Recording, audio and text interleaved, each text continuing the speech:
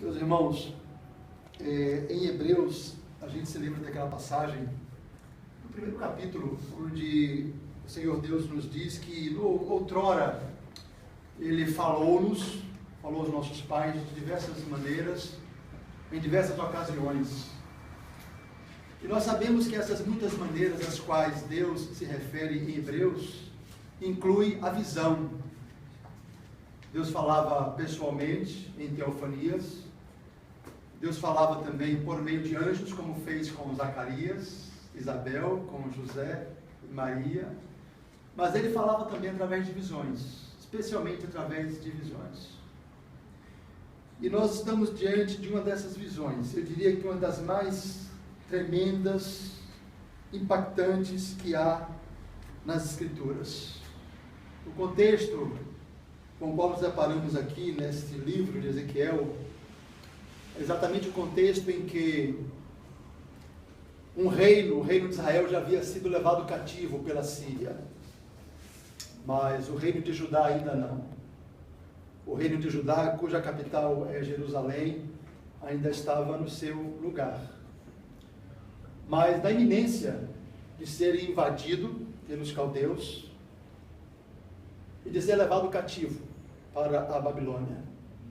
Então, o primeiro cativeiro foi em 722, o segundo foi em 586. Ezequiel está aí entre um cativeiro e outro, mais ou menos no ano 600 ou um pouco menos, 500 e tanto talvez. Não temos como precisar a data, mas é nesse contexto, nesta época, entre um cativeiro e outro. E este quadro, esta visão que Deus concede ao profeta Ezequiel, irmãos, é uma visão extraordinária.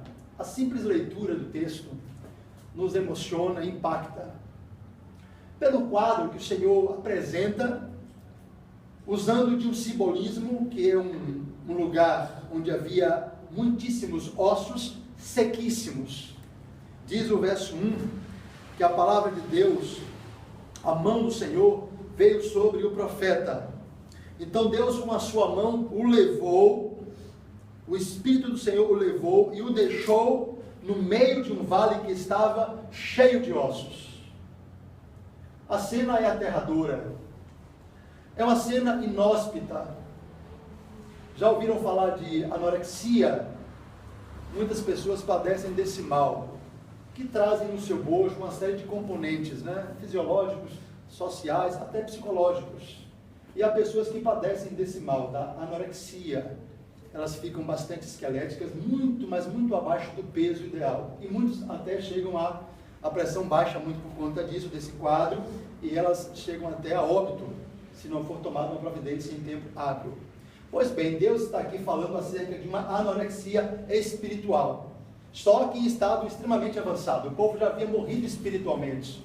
O povo vinha definhando espiritualmente, não se alimentando mais da palavra do Senhor, mas construindo para si cisternas rotas que não retêm a água.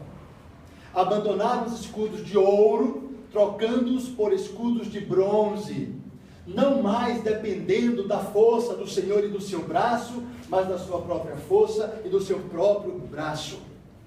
O povo ao qual Deus se dirige aqui, e Deus o faz representar nessa situação, ou seja, um vale. O vale por si só já é um lugar que inspira, sugestiona um lugar de lutas, um lugar de privação, um momento delicado, de aperto, de cadinho. Mas Deus não para aí. Ele fala que naquele vale havia muitíssimos ossos sequíssimos. Veja que Deus, para fazer com que o profeta assimilasse a situação espiritual a que estava submetido o povo de Judá, o povo de Israel, diz o verso 2 que Deus o fez andar ao redor daqueles ossos. E ele constata, in loco, eram muito numerosos na superfície do vale e estavam sequíssimos. Esta visão, irmãos, é extremamente simbólica, eminentemente simbólica. É uma visão. Ele não está de fato num lugar, numa área geográfica, ele está numa visão. Ele foi levado em visão a um lugar assim. E nós percebemos que Deus quer fazer com que o profeta entenda, do ponto de vista espiritual, qual a real situação do seu povo, o povo de Judá. Deus estava prestes a permitir que os caldeus invadissem o seu povo no seu próprio território, para arrancá-lo de lá com mão poderosa. Mas Deus está dando aqui um diagnóstico da situação espiritual daquele povo. Este povo é comparável a um vale, ele não está num pico, no cimo de um monte, vivendo uma experiência de comunhão íntima, profunda e pessoal com Deus. Esse povo está num vale, onde há ossos sequíssimos em toda a sua superfície. É este o quadro que Deus pinta nesta visão diante do profeta, para que o profeta tenha uma noção clara da situação espiritual do povo de Judá. Não era nada boa, irmãos. E não foi a primeira vez que o povo se viu nessa situação, arredia, indiferente para com a vontade do Senhor. Do Senhor que o resgatou da escravidão do Egito no passado, do Senhor que o sustentou durante toda a sua caminhada pelo deserto durante 40 anos, fendeu rocha para que bebessem água, mandou o maná, codornizes para alimentar e sustentar o seu povo. Agora esse povo se distancia do Senhor de tal maneira que Deus não encontrou uma outra visão mais apropriada, mais adequada do que esta: um vale de ossos sequíssimos. Ezequiel, ande aí ao redor desses ossos, perceba, contemple, vislumbre a situação do meu povo. Eu a comparo a um vale de ossos secos. Irmãos, eu fico me perguntando se a igreja dos nossos dias não pode também ser comparada a um vale de ossos secos, não a um bosque, não a um pomar cheio de frutos, mas a um vale de ossos sequíssimos. Mas por quê? Por que que o povo de Deus pode chegar, como no passado já chegou, a esse ponto, espiritualmente falando? Nós vamos ver que no curso da passagem, nós vamos aqui elencar alguns motivos, algumas razões pelas quais o povo se encontrava nessa situação, nessa sarjeta espiritual, e vamos perceber também qual o caminho a ser adotado por este mesmo povo, o que Deus vai fazer por este povo, para que ele saia dessa situação e volte à situação de outrora. Qual? De andar no centro da vontade de Deus, de viver para a sua inteira glória e para o seu inteiro louvor. Porque essa é a vontade do Senhor para nós, e para a sua igreja, e para o seu povo. Não importando a época, não importando o lugar, não importando a faixa etária. Essa é a vontade de Deus, boa, perfeita, agradável, santa e soberana. Ele nos chamou para vivermos em santidade, para a sua glória. E vamos perceber aqui algo interessante, por isso que esse texto, a simples leitura dele, nos comove profundamente. Veja o que Deus pergunta ao profeta. Então me perguntou, vou ler o verso 3. Filho do homem, acaso poderão reviver estes ossos? E ele responde, tu sabes, Senhor. Como quem diz, de fato, a situação é periclitante, é aterradora, é muito difícil. De certo modo, o que o profeta está dizendo, se alguma coisa pode acontecer a Israel, só o Senhor pode operar. Só o Senhor pode prover um livramento. Só o Senhor pode arrancar este povo dessa situação em que ele está espiritualmente e trazê-lo de volta à vida, à comunhão com Deus, à obediência à sua santa e bendita palavra. E então Deus diz ao profeta, profetiza a esses ossos e diz-lhes, ossos secos, ouvi a palavra do Senhor. Então temos no verso 4 a primeira lição, o primeiro passo para o qual Deus aponta aqui, para que o povo saísse desta situação de morbidez. Qual é a primeira indicação? Está no verso 4. Povo meu, ouvi a palavra do Senhor. Ossos secos, está se referindo ao povo. Ouvi a palavra do Senhor. Aqui está, irmãos, eu diria que o passo-chave, o primeiro de uma série, mas o principal deles. Se não quisermos chegar a esse estágio né? Se quisermos interromper o processo para chegarmos a esse ponto, que é o pior possível, o mais degradante, o mais vexatório, o mais humilhante, quando a igreja se torna motivo de chacota, quando transformamos a glória de Deus em vexame diante do mundo, quando desprezamos o Senhor e concomitantemente a sua palavra. Não são poucas as pessoas e igrejas que estão inseridas exatamente nesse contexto aqui, neste quadro, nesta visão apresentada pelo Senhor ao profeta em relação ao povo de Judá.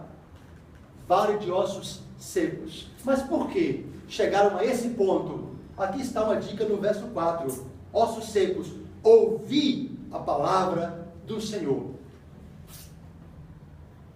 Eles só podiam sair dessa situação ouvindo a palavra do Senhor. Porque chegaram a esse ponto por não ouvirem a palavra do Senhor.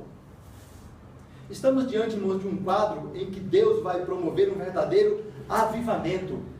Deus vai vivificar o seu povo. E veja que há uma constante aplicação da visão para a situação real do povo. Deus fala que Ele mesmo vai colocar em nós o seu Espírito Santo e vai vivificar-nos, trazer-nos da morte para a vida. Então, o primeiro passo e o mais importante deles, o primeiro degrau dessa escada ascendente, porque eles assumiram uma escada descendente. Primeiro fizeram o quê? Como é que você se afasta de Deus? Primeiramente, deixando de ouvir a sua palavra. É o primeiro passo. Depois você se afasta, no segundo passo talvez, você se afasta da igreja. Depois você vai se afastando mais ainda de pessoas que possam lhe trazer de volta para os caminhos do Senhor. Você não quer cruzar com elas na rua, você não quer tomar o mesmo ônibus que elas ou sentar do lado delas, você as repele, as rejeita, foge delas. Não é verdade? É um abismo chamando outro abismo ao fragor das catadupas. É como Jonas, descendo até o fundo do poço, até o fundo do mar, para depois ascender. Quem o fez ascender? O Senhor Deus. Mas por que Jonas foi parar no lugar onde parou? Lá no porão do navio, e depois no ventre do peixe. Porque ele não quis ouvir o quê? A voz de Deus. Deus falou: Jonas, vai e prega em Nínive a palavra que eu te der para pregar. Mas ele vai para Tarsis.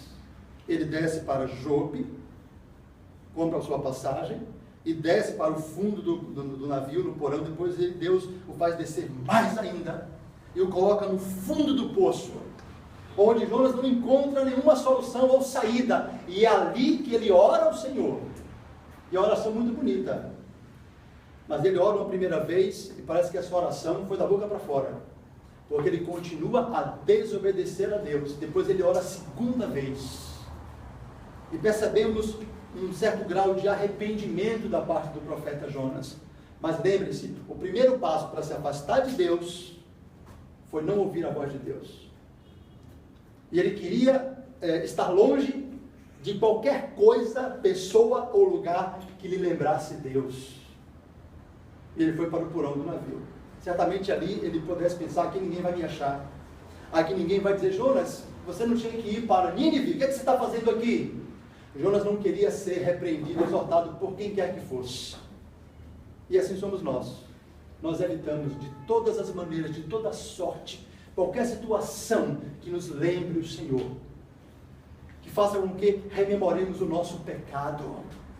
Quando o nosso pecado está diante de nós, como diz o profeta, o salmista Davi: o meu pecado está sempre diante de mim. Ossos secos, ouvi a palavra do Senhor. Se você olhar para a história, os avivamentos todos os avivamentos começaram onde? Como? Pessoas se voltando para a palavra de Deus. Foi assim no tempo do rei Josias.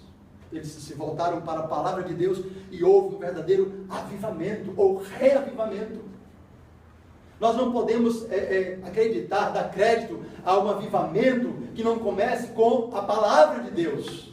Um retorno aos marcos antigos, às origens, à palavra do Senhor. foi a proposta dos reformadores, um retorno às Escrituras. E aqui está, ossos secos, ouvi a palavra do Senhor. E aí, à medida que nós lemos o texto, verso 5, assim diz o Senhor Deus a estes ossos: eis que farei entrar o Espírito em vós e vivereis. Qual é a palavra que Deus tinha para eles? Ossos secos, ouçam a palavra de Deus. Qual é a palavra que eu tenho para vocês? Eu vou fazer entrar em vocês o Espírito e vocês viverão. É uma obra divina, irmãos. É uma obra do alto.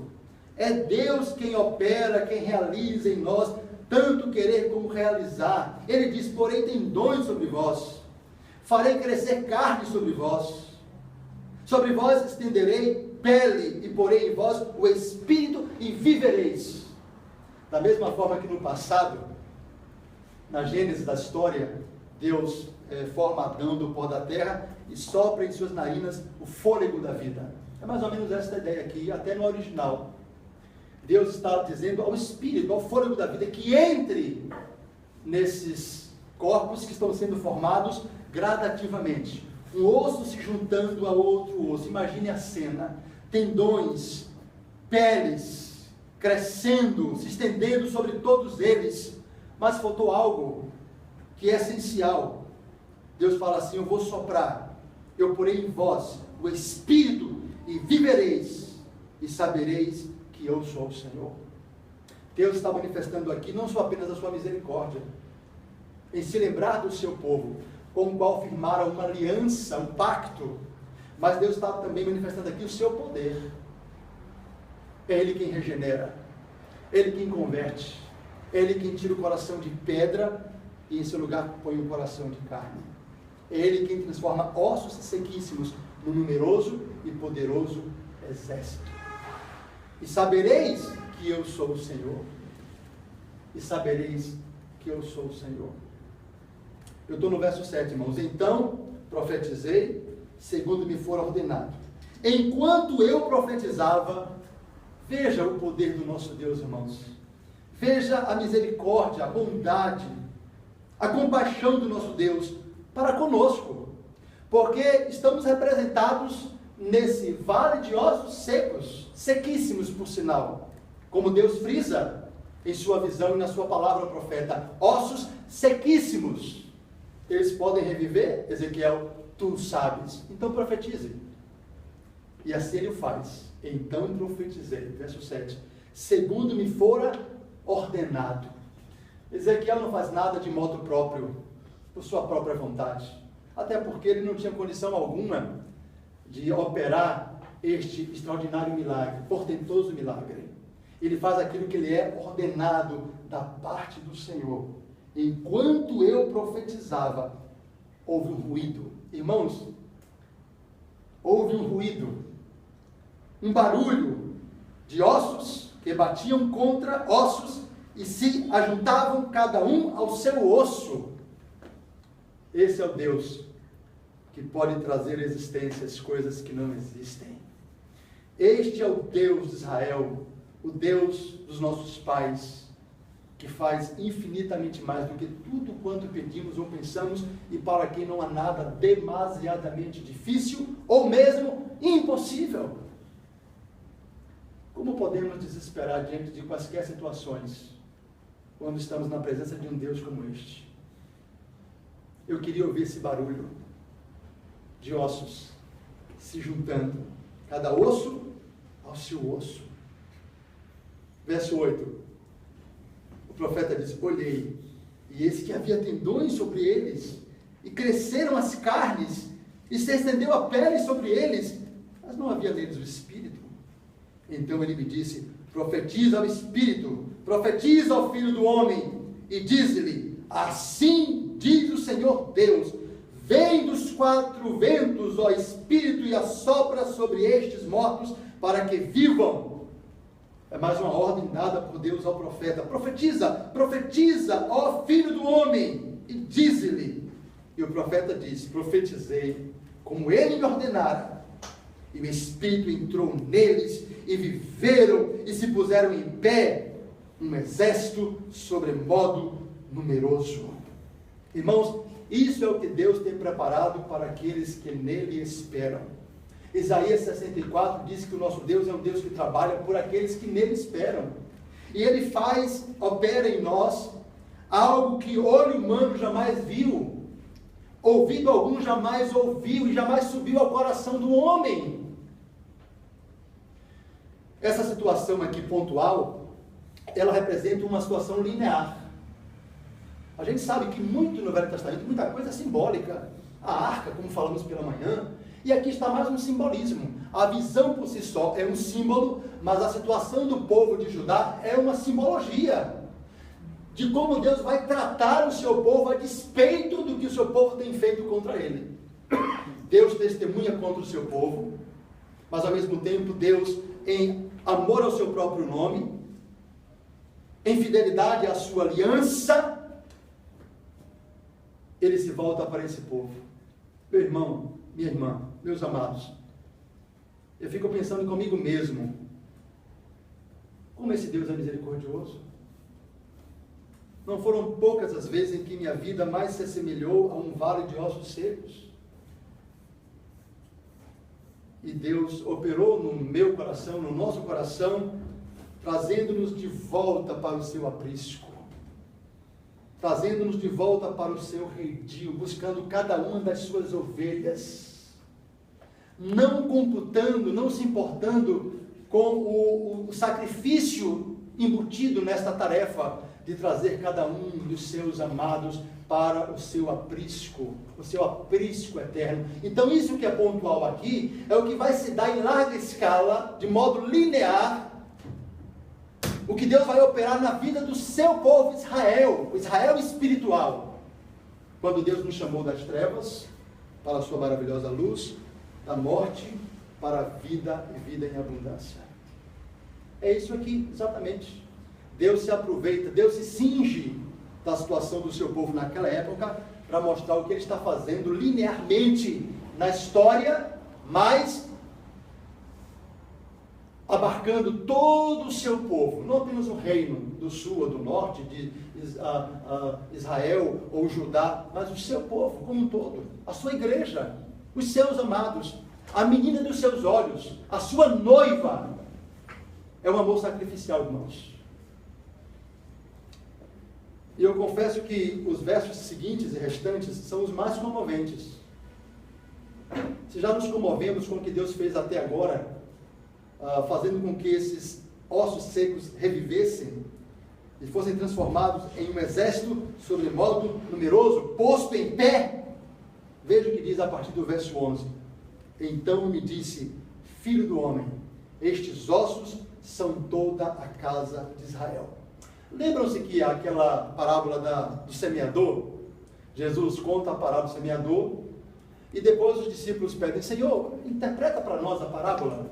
E Jesus interpreta, e fala, não, o semeador que semeou o joio é o maligno, os anjos que vão fazer a ceifa, a separação, e ele vai explicando o que é a semente, o que é uma coisa, o que é outra. Aqui também, o próprio Deus se encarrega de interpretar, de dar a explicação, o porquê desta visão.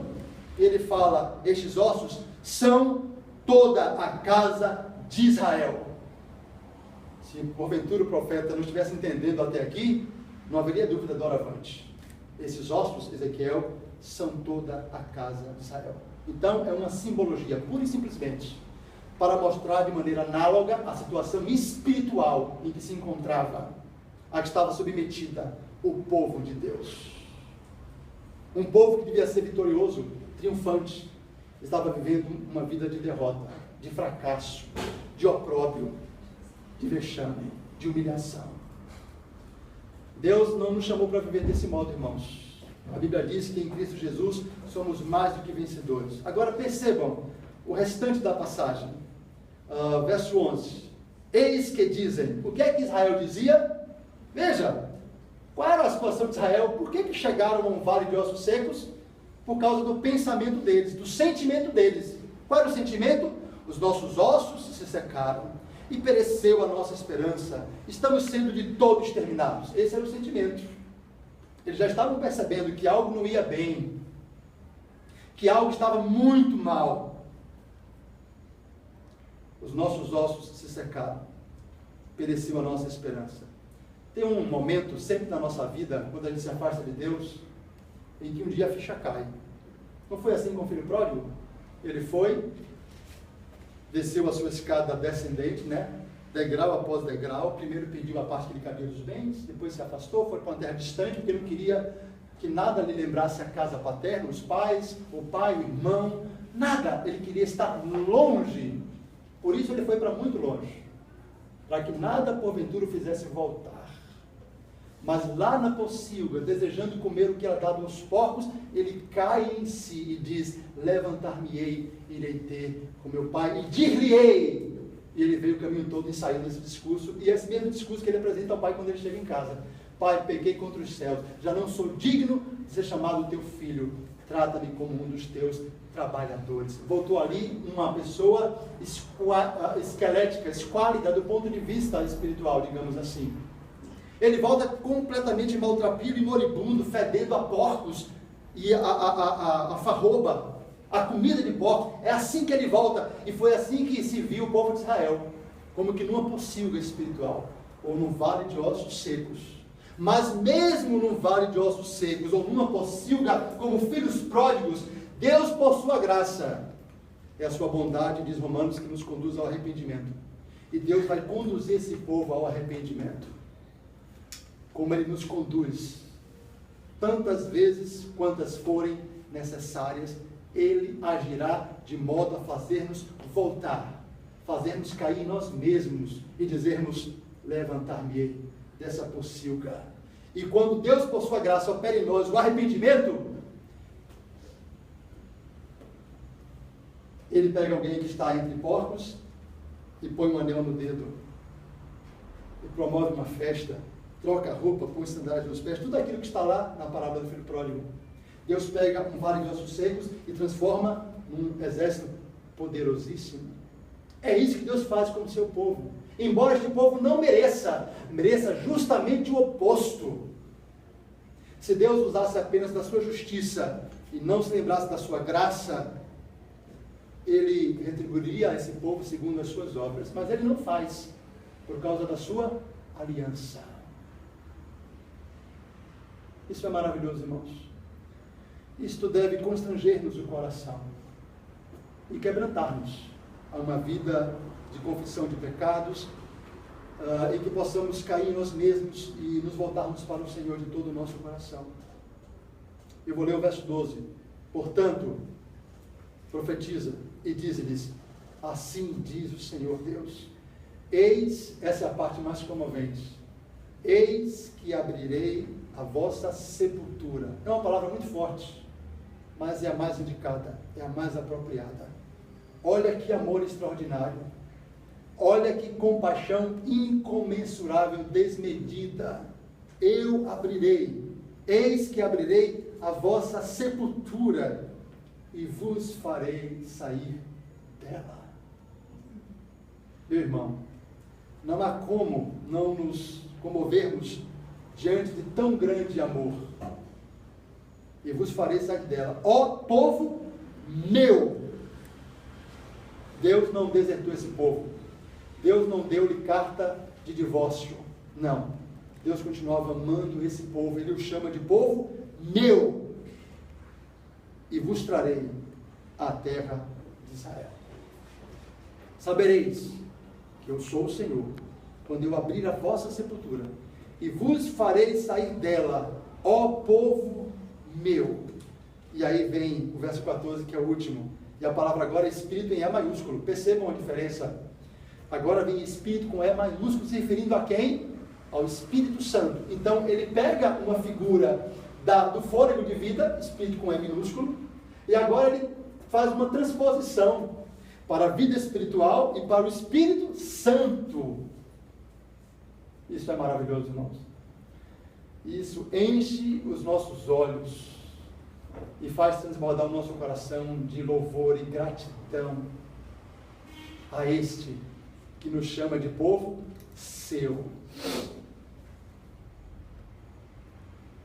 Porém, em vós o meu Espírito, com E maiúsculo, e vivereis, e vos estabelecerei na vossa própria terra. Então sabereis que eu, o Senhor, disse isto e o fiz. Disse isto e o fiz, diz o Senhor. Meus irmãos, não é por acaso que a gente, às vezes, não consegue conter emoção diante de um texto assim. Porque é exatamente o que Deus faz conosco do ponto de vista espiritual. Ele abre a nossa sepultura e diz: vem para fora. Nós que jazíamos ali mortos em nossos delitos e pecados, Efésios 2 diz que Ele vos deu vida estando vós mortos. Por quê? Por causa do grande amor com que vos amou estando vós mortos, vos deu vida. E é por causa do seu amor infinito, incomensurável, desmedido, imerecido, é que Deus diz ao seu povo: abrirei a vossa sepultura. Ele fala isso por 2 vezes no texto: abrirei a vossa sepultura e vos farei sair dela, ó povo meu. Você já foi tirado da sepultura? Você já é nova criatura? Já está em você o Espírito Santo de Deus? Porque Coríntios diz que se alguém não tem o Espírito Santo de Deus, esse tal não é dele. Continua na sepultura. Mas se for do Senhor, um eleito, desde a fundação do mundo, Deus vai ordenar, como Jesus ordenou a Lázaro: Lázaro, vem para fora. E Ele vai dar a mesma ordem: saia da sepultura. E aquele seu escolhido, que faz parte do seu povo, terá a sua sepultura aberta, será convertido, transformado, regenerado, transformado em uma nova criatura, vivificado pelo Espírito Santo de Deus. Então Ele nos dá o Espírito, o fôlego de vida, e Ele nos dá o seu Espírito Santo para vivermos de conformidade com a sua vontade. E vivendo de acordo com a sua vontade, haveremos de dar-lhe, tributar-lhe toda a honra, toda a glória e todo o louvor. Eu queria fazer pelo menos 2 aplicações, irmãos, ainda nesse texto. A primeira delas, que está latente no texto, é que o pecado é o que nos distancia de Deus. Isso é óbvio, né? Mas é tão óbvio que às vezes nós não atentamos para essa realidade, e mesmo assim, sabendo da obviedade deste princípio, nós nos afastamos do Senhor. O próprio profeta Isaías disse que é o pecado que nos separa de Deus. É quando resolvemos não dar ouvidos mais à sua vontade, à sua voz. Então, isso nos leva a secar espiritualmente. Isso faz com que sequemos espiritualmente, vivamos uma inanição ou uma anorexia espiritual. Eu creio, infelizmente, que é a situação de não poucas pessoas, em muitas igrejas, nos nossos dias. Anorexia espiritual. Distante de Deus, por haverem pecado. E o primeiro pecado delas foi não ouvir a vontade expressa do Senhor. Sabendo nós que Ele é o quê? O manancial de vida. Quando nos afastamos dele, nós entramos num estado de morbidez espiritual. Tudo cheira a morte. Não há mais aquele perfume do qual Paulo fala aos Coríntios, que nós somos o bom perfume de Cristo. Mas é aquele cheiro de morte, aquela morbidez, aquele clima terrível. É o clima vivido por todos aqueles que se afastam de Deus deliberada e assintosamente. A segunda aplicação, obviamente no texto, porque são 2 partes basicamente, é a misericórdia de Deus para conosco.